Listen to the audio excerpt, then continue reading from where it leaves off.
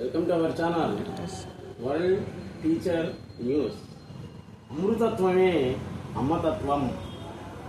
చదువు లేనటువంటి ఒక స్త్రీ చిన్నతనం నుండే తత్వశాస్త్రాన్ని, వేదాంత శాస్త్రాన్ని చెప్పి మహాపండితుల్ని ఆశ్చర్యపరచడం అనేటువంటిది ఒక పెద్ద వింత.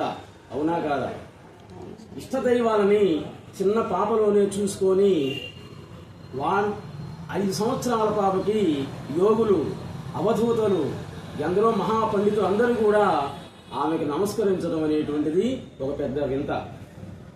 ఎందరో దుర్మార్గులను, కుష్టు వ్యాధిగ్రస్తుల్ని కూడా తన ఒళ్ళో కూర్చోబెట్టుకొని తన పిల్లల్లాగా అన్నం తినిపించడం అనేటువంటిది ఒక వింత. ఏ స్త్రీ కూడా చేయలేదా పని. అందరికీ అమ్మనే నేను, కేవలం మనుషులకే కాకుండా పశుపక్షాదులకు కూడా అమ్మనే అని, నేను అందరమ్మని, దేవతను కాదు. మీ అందరూ కూడా నన్ను అలా చూస్తున్నారు. శివభక్తులు శివుడిలాగా కనిపిస్తున్నా, అమ్మవారి భక్తులు అమ్మవారిలాగా కనిపిస్తున్నా. అది మీ యొక్క భావనే, కానీ నేను అమ్మనే. మీ అందరూ కూడా నా బిడ్డలే అని అసలు ఏ స్త్రీ అయినా కానీ అనగలదా? ఈమె పుట్టినప్పుడే కాళ్ళు చేతులు మెరేసుకొని పుట్టింది. అంతకుముందు 4 పిల్లలు చనిపోయారు. రంగమ్మ గారికి మన్నవ అనేటువంటిది వాళ్ళ ఊరు అనమాట. ఇంకా ఈ అమ్మాయి కూడా బతకదు కదా అనుకున్నారు. కాళ్ళు చేతులు మెనేసుకొని పుట్టింది. నష్టజాతకురాలు అన్నారు, తల్లిగండం ఉంది అన్నారు ఆ ఊర్లో ఉన్నటువంటి బ్రాహ్మణులు, పండితులు అందరూ కూడా. కానీ వాళ్ళ మాటలన్నీ కూడా అసత్యాలు చేసినటువంటి మహామహిమాన్విత శక్తి స్వరూపిణి ఈ జిల్లెళ్ళమూడి అమ్మ, అనసూయ అమ్మ అనటంలో ఎటువంటి సందేహం అనేటువంటిది లేనే లేదు. ఒక పోలీసు, మస్తాన్ అనేటువంటి పోలీసు దొంగ అవతారాన్ని ఎత్తాడు. చూడండి, ఈమె పుట్టినప్పుడు ఆ అన్నప్రాసన రోజు, అక్షరాభ్యాసం రోజు చాలా గొలుసులు ఇవన్నీ కూడా వచ్చాయి అన్నమాట. బంగారు వడ్రాణాలు, గాజులు ఇవన్నీ కూడా. అవన్నీ కూడా ఈమె తగిలించుకొని సముద్ర స్నానానికని తన పిల్లలతో పాటు పోయినప్పుడు పోలీస్ పాపం ఆయన పిల్లల్ని చదువుకునేటువంటి శక్తి లేదు ఆయనకు. వచ్చే జీతం చాలట్లే. ఈ అమ్మాయిని చూశాడు. ఒంటి మీద ఉన్నటువంటి ఆ హారాలన్నీ కూడా తీసుకున్నాడు అనమాట. మెడలో ఉన్నటువంటి పెద్ద దండ అది రాలే, గట్టిగా లాగినా కానీ రాలే. ఎందుకు నువ్వు అంత కష్టపడతావు, నేనే తీసిస్తాను తీసిచ్చింది. తీసిచ్చి నీ పిల్లల్ని బాగా చదివించుకో, నీకున్న దాన్ని తృప్తిగా తిని 10 మందికి ఆదరంగా పెట్టుకో, 10 మందికి పెట్టేది దేనికంటే నీకోసమే అని ఈమె 6వ సంవత్సరంలోనే జ్ఞానోదయం చేసింది. నీ నిష్టను, నీ ఉద్యోగాన్ని నువ్వు అవలంబించు, భగవంతుడు నిన్ను రక్షిస్తాడు అని ఆశీర్వదించి పంపింది. అటువంటి మహామహిమాన్విత శక్తి స్వరూపిణి ఎవరు అంటే ఈ జిల్లెళ్ళమూడి అమ్మవారు అనటంలో ఎటువంటి సందేహం అనేటువంటిది లేనే లేదు. మంత్రసాని జాగ్రత్తగా వినండి. ఈమె పుట్టినప్పుడు మంత్రసాని బొడ్డు కోయడానికి దారం తీసుకొచ్చిందనమాట. ఆ దారాన్ని ఎంత చుట్టినా కానీ సరిపోతూనే ఉందన్నమాట. అది పెద్ద దారకొండ. ఆశ్చర్యపోయింది. ఈమె యొక్క బొడ్డు, నాభి ప్రదేశం అంటే బొడ్డులో నుండి ఒక కమలం, ఆ కమలం మీద ఒక చిన్న బొమ్మ, కిరీటం, బుదికీర్తులు ధరించింది బొమ్మ. ఆ బొమ్మ గరగర తిరుగుతూ ఉందన్నమాట బొడ్డు మీద. ఆ మంత్రస్థాని గై అని గట్టి కేక పెట్టింది. బయట ఉన్నటువంటి వాళ్ళందరూ కూడా ఏందమ్మా అంత కేక పెడతావు, ఎంతసేపు ఆ బొడ్డు కోసేది అని అంటే అప్పుడు చెప్పింది, లోపల నుండి ఆమె చెప్పింది అనమాట. ఈ అమ్మాయి శక్తి స్వరూపిణి, నేను చేయలేకపోతున్నాను అని. ఆమె క్రిస్టియన్. వాళ్ళ యేసుని స్మరించింది ఒక 2 నిమిషాలు. తర్వాత మామూలు స్థాయికి వస్తే అప్పుడు బొడ్డు కోయటం అనేటువంటి జరిగింది. ఇవన్నీ కూడా ఈమె చిన్నప్పుడే చూపినటువంటి వింతలు. ఇవన్నీ కూడా మీరు ఎక్కడైనా విన్నారా, కన్నారా? ఎక్కడా కూడా జరగవు. అటువంటివన్నీ కూడా జిల్లెళ్ళమూడి అమ్మవారి విషయంలోనే జరిగాయి. కాబట్టి అందరూ ఒకసారి జిల్లెళ్ళమూడి బాపట్ల దగ్గరికి, బాపట్లకి 15 కిలోమీటర్ల దూరం, జిల్లెళ్ళమూడిని దర్శించి కృతార్థులు ఆమె మీరేం చేయాల్సిన పనిలే, అక్కడ పోయి భోజనం చేస్తే చాలు, అందరూ రండి భోజనం చేసుకోండి అంటుంది. 1,00,000 మందికి ఒకే బంతిలో భోజనం పెట్టింది ఈ జిల్లెళ్ళమూడి అమ్మవారు. 1,00,000 మందికి ఒకే బంతిలో అంటే మామూలా? ఎన్ని వేల లీటర్లు పాలు కావాలి, పెరుగు కావాలి, అందులో 1,00,000 మంది ఒకేసారి కూర్చొని లేవటం. ఈ రోజు కూడా 2,000 మంది ప్రతిరోజు కూడా అక్కడ భోజనం చేస్తూ ఉన్నారు. చదువుకునేటువంటి పిల్లలకి ఫ్రీ లాడ్జింగ్, బోర్డింగ్ మొత్తం కూడా. ఆ పిల్లలు కాకుండా 2,000 మందికి ప్రతిరోజు కూడా భోజనం జరుగుతూ ఉంది. భౌతికంగా లేకపోయినప్పటికీ ఆ కమిటీ వాళ్ళు ఇప్పటికి కూడా ఆ అన్నదానాన్ని కొనసాగించడం అనేటువంటిది ఒక పెద్ద వింత.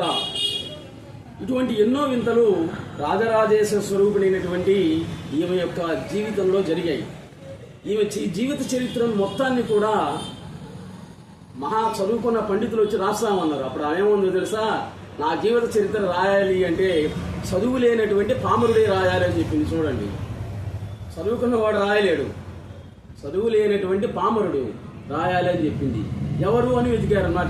చివరికి ఆ దగ్గరలో ఉన్నటువంటి ఒక ఊరిలో ఒక ఆయన భాస్కర్ రావు చౌదరి అనేటువంటి వచ్చాడు. ఆయనకు ఒక 50 ఎకరాల పొలం ఉంది. ఈమె గురించి ఎవరో చెప్తుంటే విన్నాడు అనమాట. జిల్లెడమూడు వచ్చాడు. ఇంకంతే, ఇంక అక్కయ్య జీవితం మొత్తం కూడా అంకితం అయిపోయింది. ఈమె చెప్తూ ఉంటే ఆయన రాస్తూ ఉన్నాడు అన్నమాట. ఉన్నది ఉన్నట్లు మొత్తం. తల్లి లేని పిల్ల కదా అని 5-6 సంవత్సరాలుగా తల్లి చనిపోయింది. తల్లి లేని పిల్ల కదా అందరూ కూడా అవమానపరిచారు అని. అవన్నీ కూడా తట్టుకొని వాళ్ళల్లో కూడా దైవత్వాన్ని చూసి తన యొక్క దైవశక్తులన్నీ కూడా పంచినటువంటి అందరమ్మ ఎవరు అంటే జిల్లెళ్ళమూడి అమ్మే. ఈమె పుట్టినప్పుడే ఒక పాము తేలు ఈమె కాలికి అతుక్కొని ఉన్నాయి. వచ్చాయన్నమాట. అనుకున్న పిల్లని ఆ నలక మంచం మీద పడుకోబెడితే వచ్చాయి. వాటికి కూడా అందరూ చూసి భయపడి కర్రలు తీసుకొచ్చారు కొట్టడానికి. చివరికి వాటికి కూడా మోక్షాన్ని ఇచ్చింది. ఆ పాదాల దగ్గరే అవి శరీరాన్ని వదిలేయడం అనేటువంటిది జరిగింది. ఇటువంటి ఎన్నో వింతల్ని ఆమె చూపించింది. బాపట్ల దగ్గర సముద్రానికి వెళ్ళినప్పుడు ఒక దొంగ ఈమెను చూసి, చిన్నపిల్ల కదా, మొత్తం కూడా బంగారు వెండి ఆభరణాలు మొత్తం తీసుకొని ఈమెని సముద్రంలో పారేశాడు. చూడండి, కుటుంబం పోతున్నదన్నమాట. అనుకోకుండా అలలు వచ్చాయి. ఆ అలల దెబ్బకి ఈమె ఒడ్డుకు చేరింది. ఈమెను పడేసినటువంటి వాడు కొట్టుకొని పోతున్నాడు. చెట్టు అనుకోకుండా ఎక్కడి నుంచో ఒక చెట్టు అడ్డం రావడం, 2 చేతులు రావడం, తీసుకొచ్చి ఒడ్డుకు చేర్చి అప్పుడు అన్నాడు, అమ్మ నీవే నన్ను రక్షించావు అని అన్నాడు. అటువంటి గొప్ప శక్తి స్వరూపిణి ఎవరు అంటే ఒక జిల్లెళ్ళమూడి అమ్మవారు. ఒకసారి అందరూ కూడా జిల్లెళ్ళమూడి వెళ్ళి తృప్తిగా భోజనం చేయండి చాలు. ఆమె ఇంటికి అందరి ఇల్లు అనేటువంటి పేరు పెట్టింది. మీ ఇంటికి పేరు పెడతాం అందరి ఇల్లని, మేము పేరు పెడతాం అందరి ఇల్లని. అందరూ నా బిడ్డలే. కుష్టు వ్యాధిగ్రస్తులు, దొంగలు, దుర్మార్గులు కూడా వాళ్ళని కూడా మార్చి జనజీవన స్రవంతో కలిసేట్టు చేసింది. అర్ధరాత్రి 12 నక్సలైట్లు గన్ను తీసుకొని వచ్చారు ఆమె చంపడానికి. ఎందుకంటే అసలు ఇంత బంగారం వెండి ఎట్లొచ్చాయి ఆమెకు? ప్రపంచంలోనే ఎక్కడా లేదు. ప్రతిరోజు కొన్ని లక్షల మంది భోజనం చేయడం. ఎట్లా ఇదంతా డబ్బులన్నీ ఎట్లొస్తున్నాయి? లేదా డబ్బులు కొట్టే మిషన్ ఉందని అనుకున్నారనమాట. ఆ గన్ను తీసుకుని పోయారు. నేను ఎందుకు వచ్చాను నాన్న? నువ్వు చంపడానికి వచ్చామంది. చంపేవాడివి ఇంతసేపా? ఎప్పుడో చంపేవాడివి. కాబట్టి మన చేతుల్లో చావు పుట్టుకలు లేవు. కష్టాలు, నష్టాలు, లాభాలు అన్నీ కూడా ఆయన చేతిలో ఉన్నాయి. ఆయన అనుకుంటే అంతా జరుగుతుంది. అటు నువ్వు ఆకలితో ఉన్నారు కాబట్టి ప్రశాంతంగా అన్నం తినరమ్మని చెప్పి కిందికి పోయి అన్నం తిని వచ్చారే, కాలం మీద కూడా దండం పెట్టి వెళ్ళిపోయారు. అటువంటి వాళ్ళు కూడా నక్సలైట్లుగా జనజీవన స్రవంతిలో కలిసి కనీసం ఒక 200-300 పిల్లలకి వాళ్ళు ధన సహాయం చేస్తూ మారిపోయారు అన్నమాట మొత్తం. ఈ విధంగా చెప్పుకుంటూ పోతే ఎన్నో వింతలు అనేటువంటివి జరిగాయి.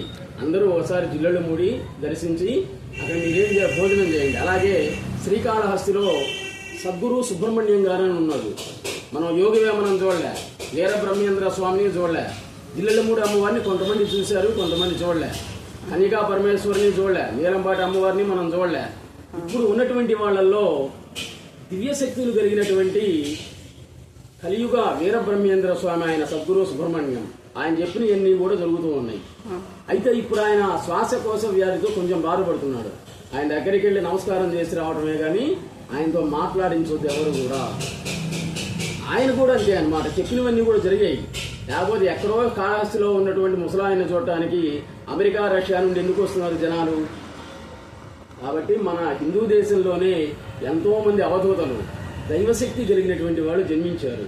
వాళ్ళని చూసి వాళ్ళు చెప్పిన మాటల ప్రకారంగా మనం మనశ్శాంతిని పొందడం తప్ప చెయ్యగలిగింది, చేర్చగలిగింది, మార్చగలిగింది ఏమీ లేదన్నమాట. నీకొచ్చే కష్టాలు అనిపించవు, సమస్యలు ఎట్లా పోవు. అవి మనం తల్లి గర్భంలో ఉండగానే ఆయన రాసి పెట్టాడు, వీడికి ఇన్ని కష్టాలు రావాలి, ఎట్లా పోవు. అయితే ఈ వరల్డ్ టీచర్ న్యూస్ అనేటువంటి దాన్ని మీరు చూసినందువల్ల ఆ సమస్య అనిపించరు, మానసిక ప్రశాంతతను పొందుతారు. కాబట్టి అందరూ మన వీడియోలన్నీ కూడా ఉదయాన్ని 6 కానీ లేదా సాయంత్రం పూట 6 కానీ చూసి మనశ్శాంతిని పొందండి. Please subscribe our channel world teacher news. నమస్తే.